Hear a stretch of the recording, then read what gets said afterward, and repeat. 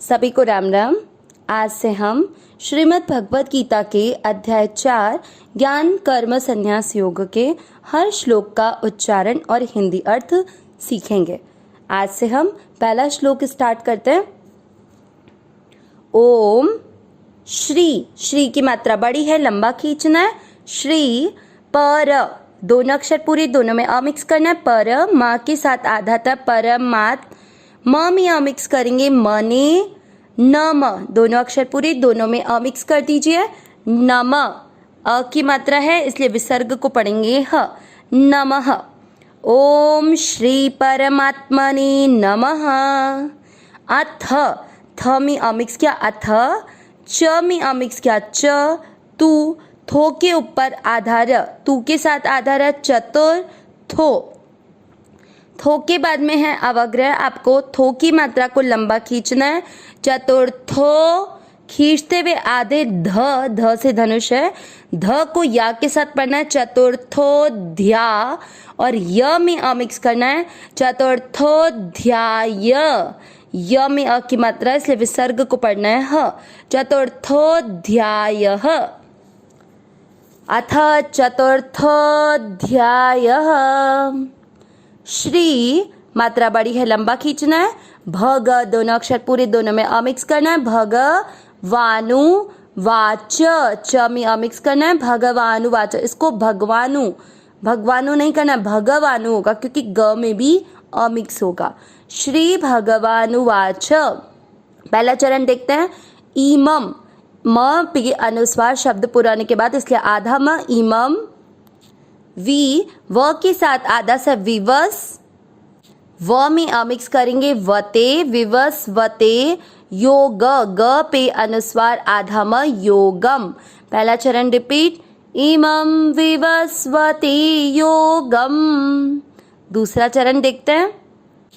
Pro के साथ आधा क, क्योंकि जो लिखा हुआ उसको ब्रैकेट में और अच्छे से क्लियर कर रखा है कि आधा क प्लस त मिलके ये बनेगा, तो प्रो के साथ आधा क पढ़े। प्रो यानी होता है प आधा और र पूरा, र पे ओ की मात्रा इसलिए बन गया प्रो। प्रो के साथ आधा का प्रोक्त, त में अ मिक्स करेंगे, प्रोक्त। फिर वा न, दोनों अक्षर पूरी दोनों में अ मिक्स करना है, वानह। फिर म पूरा, म में अ मिक्स किया, म। आधे व को य पूरे के साथ पढ़ा, व्य, म व्य। और य पूरे के साथ आधा म पढ़ा, यम, मव्य यम। दूसरा चरण रिपीट करते हैं। प्रोक्तवानहमव्ययम। पहला और दूसरा चरण साथ में। इमं विवस्वते योगम प्रोक्तवानहमव्ययम। तीसरा चरण देखेंगे। व के साथ आधा स, विवस। वा के साथ आधा न, विवस्वान। म न, दोनों अक्षर पूरे दोनों में अ मिक्स करना, मन वे, मन वे। प्रा, जैसे अपन ने सेकंड चरण में प्रो पढ़ा बिल्कुल वैसे ही प्रा होगा। प आधा और र पूरे पर यहाँ पर आ की मात्रा लग गई, प्रा, और ह में अ मिक्स किया, प्राह। तीसरा चरण रिपीट करते हैं। विवस्वान मनवे प्राह। चौथा चरण देखेंगे अब। म में अ मिक्स करते हुए छोटे नु के साथ पढ़ना है, मनु। री के साथ आधा क, रिक। आधे श से षटकोण को रिक्श्वा, क पूरा है, क में अ मिक्स करेंगे, श्वाक, रिक्श्वाक। वे के बाद में है अवग्रह, आपको वे की मात्रा को लंबा खींचना है, वे।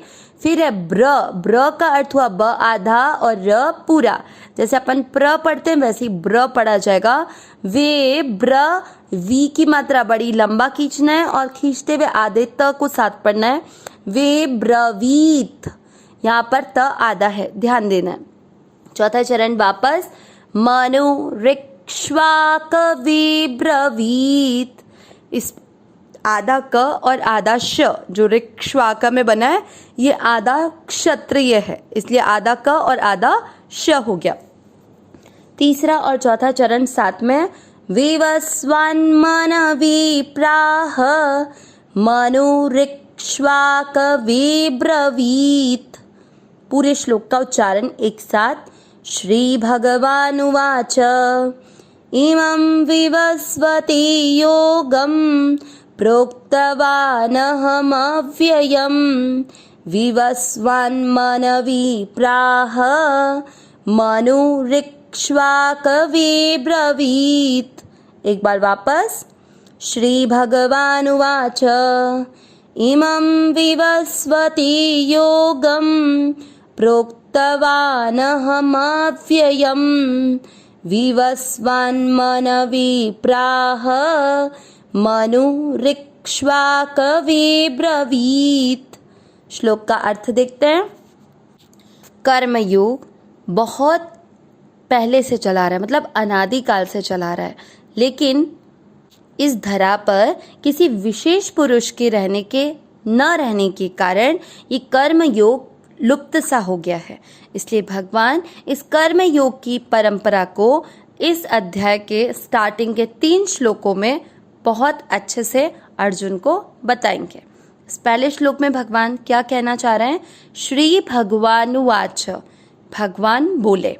आगे इमम इस, विवस्वते, विवस्वान सूर्य का नाम है, विवस्वते यानी सूर्य से, योगम यहाँ पर योग शब्द कर्म योग के लिए प्रयुक्त हुआ है, तो इस सूर्य से कर्म योग। आगे दूसरे चरण से प्रोक्तवान, न पूरा है ना, तो उसका आधा न प्रोक्त के साथ जोड़ देंगे, प्रोक्तवान। ठीक है, प्रोक्तवान यानी कहा था। अब न में जो आपने अ मिक्स किया था उसको अ को अलग किया और प्रोक्तवान ह आ गया तो ह बन गया, और फिर प्रोक्तवान म पूरा है, उसका आधा मैं आपका अह के साथ जोड़ दिया, क्या बन गया? अहम। अहम यानी मैंने, कहा था मैंने। ठीक है, आगे म में आधा मैं तो अपने अह के साथ जोड़ के अहम शब्द बना दिया, म में जो अ मिक्स किया उससे बन गया अव्ययम। अव्ययम यानी अविनाशी। तो क्या हुआ पहले और दूसरे चरण का अर्थ? कि मैंने इस अविनाशी कर्म योग को सूर्य से कहा था। तीसरे चरण पे बढ़ते हैं। विवस्वान, विवस्वान यानी अभी हमने देखा था पहले चरण में सूर्य ने। विवस्वान मनवे, मनवे यानी मनु से। मनु कौन है? सूर्य के पुत्र। प्राह कहा था, तो सूर्य ने अपने पुत्र मनु से कहा था। आगे मनु, उसके बाद में री है, आधा र आप मनु के बाद में विसर्ग लगा दीजिए तो मनु, यानी जो सूर्य के पुत्र मनु हैं उन्होंने, मनु ने किससे कहा? मनु यानी मनु ने। आगे र, आधा र तो अपन ने मनु के साथ विसर्ग पे जोड़ दिया, बची मात्रा छोटी ई की, तो इक्ष्वाकवे, इक्ष्वाकवे वहां तक हो गया। इक्ष्वाकवे यानी राजा इक्ष्वाकु से, और फिर अवग्रह से अ निकालेंगे, अब्रवीत, अब्रवीत यानी कहा था। तो पूरा अर्थ क्या निकला? कि मैंने इस अविनाशी कर्म योग को सूर्य से कहा था। सूर्य ने अपने पुत्र वैवस्वत मनु को कहा और मनु ने अपने पुत्र राजा इक्ष्वाकु से कहा था।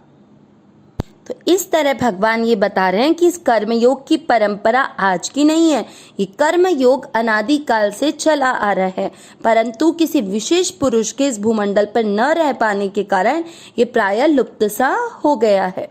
अविनाशी सहज सुख राशि, हे नाथ हे मेरे नाथ, मैं आपको भूलूं नहीं।